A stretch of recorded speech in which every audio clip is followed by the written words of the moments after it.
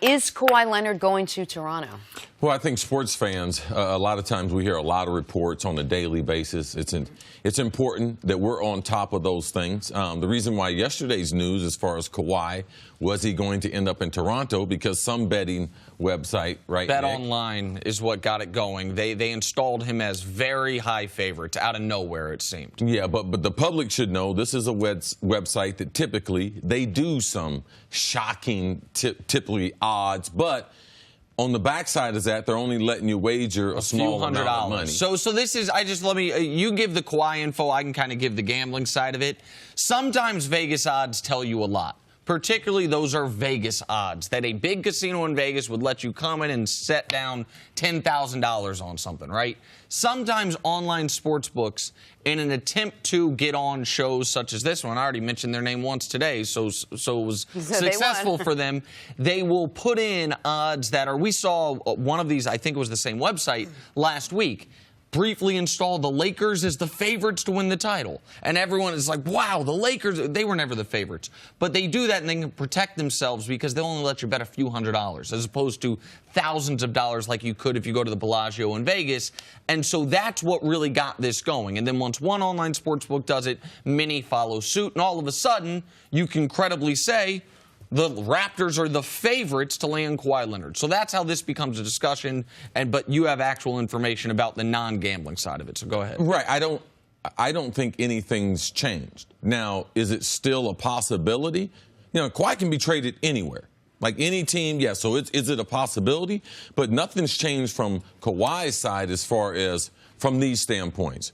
He still wants to go to Los Angeles, and he's still not interested in being rented out for one season. So that being Philadelphia, Boston, Toronto, or any other team. The thing that we should know is San Antonio has been in contact with Kawhi and his people, and they've told them that if something was to get real close, we'll reach out to you.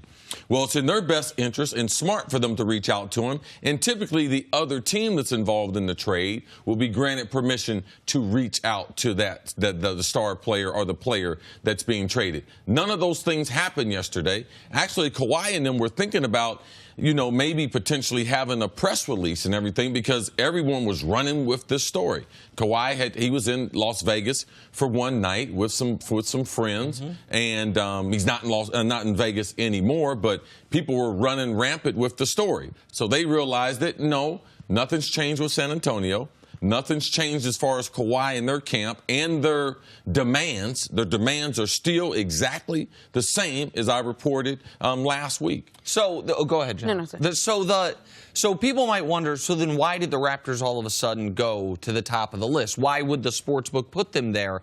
I think I know. Listen, a guy I talk about a lot, and a guy who has incredible sources and also incredible information, Zach Lowe, he not only wrote a very plausible trade that seemingly would be fair for both sides involving the Raptors in his most recent column, he then talked about it on a podcast, and you looked at it, you're like, oh, DeMar DeRozan plus OG Anunoby and a first-round pick. You understand why the Spurs might say, okay, so we're getting an all-star. Yes. We're getting a young draft pick who profiles out as a good defender, not a Kawhi-level defender. But in the mode of a San Antonio-type player, would do all things. 100%. Defense is first, has really improved his shooting. So Zach lays out this trade. Also, we know that the Raptors might be trying to pivot away from the Lowry-DeRozan combo. DeRozan's the more attractive tradable piece.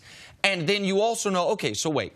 The Lakers seem to be at a stalemate with the Spurs. The Clippers don't have the assets. At last report, the Sixers won't include Fultz, and we don't know if the Spurs want him. The Celtics won't even include Jaylen Brown.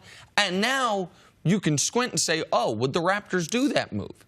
If they thought, what % chance would the Raptors need to believe they could keep Kawhi Leonard in order to do that move? And you could even argue, would the Raptors do that move even if they knew they couldn't keep Kawhi? Because privately, maybe they would like the idea of getting off DeRozan's money, of being able to start anew, of being able to start fresh. Like, there's a lot of reasons why you could say this might actually make sense. It would give the Spurs a chance to stay competitive during Pop's final couple years. So from all the perspectives other than whether or not Kawhi Leonard has any interest in, much less not going to L.A., but going all the way to Canada, you can see why you would say, oh, That's an interesting move that could be made. Also, the first year that the Toronto Raptors would not have to go through LeBron James and the Cavaliers, maybe they're going to put all the eggs in the basket this year and say, okay, we've not been able to do it because of LeBron James. He's now gone. But if we're hearing this rumor, obviously the Lakers are hearing this rumor as well. Would the Lakers be making a mistake sort of letting Kawhi slip through the cracks this year? The Lakers would be making a tremendous mistake. And it really, you wouldn't be able to finish the LeBron equation. Because Nick and I had talked about, when you talk about Kawhi and what San Antonio might want, before free agency opened, it was really based on, if you can land Kawhi, you're getting both players. Well, right. LeBron's already there. So for me, I don't believe that the Lakers can give up too much in trying to get him. To be careful, though. In the same building, there's a man, Jerry West.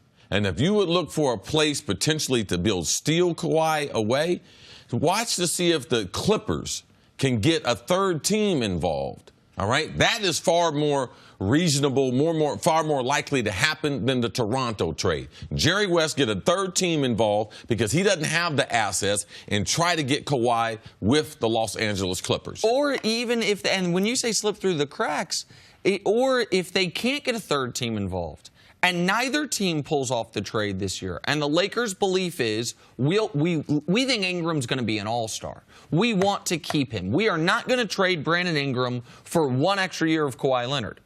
Okay, I get that. But you sure as hell would trade Brandon Ingram for a career of Kawhi Leonard.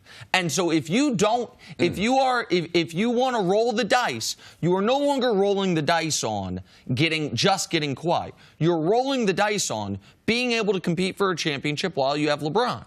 Because while there are a lot of big-time free agents available next year, none of them have asserted that they want to go to the city of Los Angeles like he has. Two of them play for the team you're trying to beat in Klay and KD. And you can make the argument Klay's dad played for the Lakers. But if the Warriors win another title this year, I can make a strong argument. The whole crew will say, let's go for 4 in a row. Yes. Jordan never did it. Kobe never did it. Shaq never did it. LeBron never. No one has done that since Russell Celtics. So if it to me would be an enormous gamble. We started off talking Vegas. It would be an enormous gamble to say, we're just going to get Kawhi in free agency. I think Ingram can be a really good player. It is not, to me, worth the risk of never getting Kawhi. I said yesterday, and I think you agreed, if I'm building a team to beat Golden State, my number 1 pick is LeBron James. My number 2 pick is Kawhi Leonard. You already got the first. The second is on the trade block. If you need to move mountains to get him, I think you move mountains. And even if you don't get rid of Ingram, the Lakers obviously still have so much more to offer than the Clippers do. Nothing's changed on that front, correct? Yeah, nothing's changed, but the Lakers might feel like, oh, well, there's nowhere else he can go.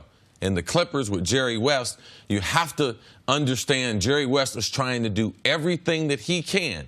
And they have informed Kawhi and his camp, listen, don't give up on us. We are trying to move that mountain that Nick talked about. Thanks for watching. Subscribe here to get the latest from the show. Also, be sure to check out more of the best clips from First Things First, or go watch a few segments from our other shows on FS1.